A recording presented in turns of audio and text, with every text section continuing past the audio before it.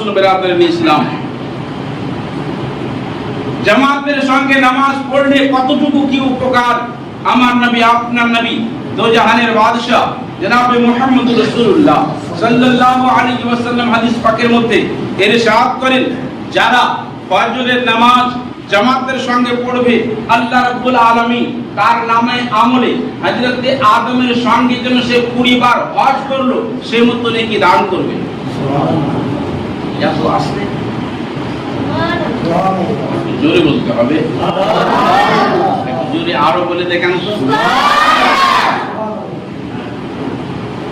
মক্কার সরকার, মদিনার তাজদার, দুই জগতের মালিক মুখতার নবী মুহাম্মদুর রাসূলুল্লাহ সাল্লাল্লাহু আলাইহি ওয়াসাল্লাম ইরশাদ করেন, যারা জোহরের নামাজের পাবন্দি করবে অর্থাৎ জোহরের নামাজ জামাতের সঙ্গে পড়বে তাদের নামে আমলে আল্লাহ হযরত ইউনূস আলাইহিস সালাতু তাসলিমের সঙ্গে যেন তারা 60 বার হজ করলো সে মতো নেকি আল্লাহ দান করবে। আমার নবী ইরশাদ করেন, যারা মাগরিবের নামাজের পাবন্দি করবে অর্থাৎ মাগরিবের নামাজ জামাতের সঙ্গে আদা করবে তাদের নামে আমলে আল্লাহ রাব্বুল আলামিন হযরতে মুসা আলাইহিস সালাতু তাসলিমের সঙ্গে যেন তারা 80 বার হজ করলো সে মতো আল্লাহ তাদের নামে আমলে লিখে দান করবে। আমার নবী ইরশাদ করেন, যারা ইশারের নামাজের পাবন্দি করলো অর্থাৎ ইশারের নামাজ জামাতের সঙ্গে পড়লো আল্লাহ রাব্বুল আলামিন তাদের নামে আমলে আমাদের নবী কুল কায়নাতের বাদশা জনাবে মুহাম্মদুর রাসূলুল্লাহ সাল্লাল্লাহু আলাইহি ওয়াসাল্লামের সঙ্গে যেন তারা 100 বার হজ করলো সে মতো তাদের নামে আমলে আল্লাহ নেকি দান করবে। সুবহানাল্লাহ।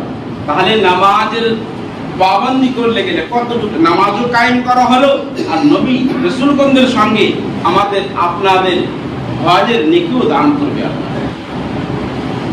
হজও করা, আজ আমার কাছে অর্থ নেই, আমি যেতে পারছি না কাবা ঘরে তওয়াফ করার জন্য, হাজরে আসওয়াদকে চুম্বন দেওয়ার জন্য, সাফা মারওয়াতে দৌড়ার জন্য, চক্কর লাগাবার জন্য, কিন্তু আল্লাহ নামাজের মাধ্যমে কতটুকু নেকি রেখেছে। আর যদি আমরা সেই মতোই পাবন্দি করি আমাদের নামে আমলে হাজার হাজার হাজার হাজার হজের নেকিগুলো আল্লাহ দান করবে। বেরাদারান ইসলাম, আমার নবী, আপনার নবী, দো জাহানের বাদশা জনাবে মুহাম্মদুর রাসূলুল্লাহ সাল্লাল্লাহু আলাইহি ওয়াসাল্লাম ইরশাদ করেন, বর্ণনাকারী হচ্ছেন হযরত ওসমান বিন আফফান, তিনি বলেন নবী মুস্তাফা ইরশাদ করেন, যারা ইশারের নামাজ জামাতের সঙ্গে আদা করলো তারা যেন অর্ধেক রাত্রি পর্যন্ত আল্লাহর ইবাদতে পার করে দিল। সুবহানাল্লাহ।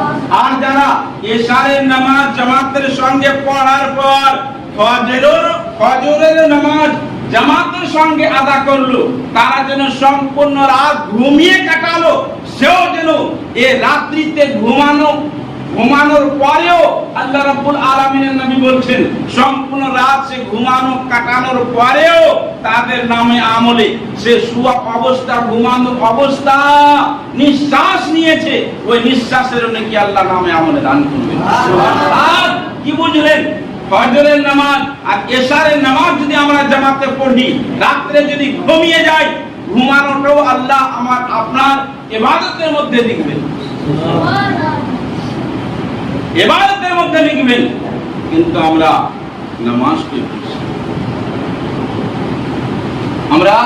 নামাজকে পড়ছি, আমরা নামাজ এর দিকে এগিয়ে আসছি না। বেরাদারান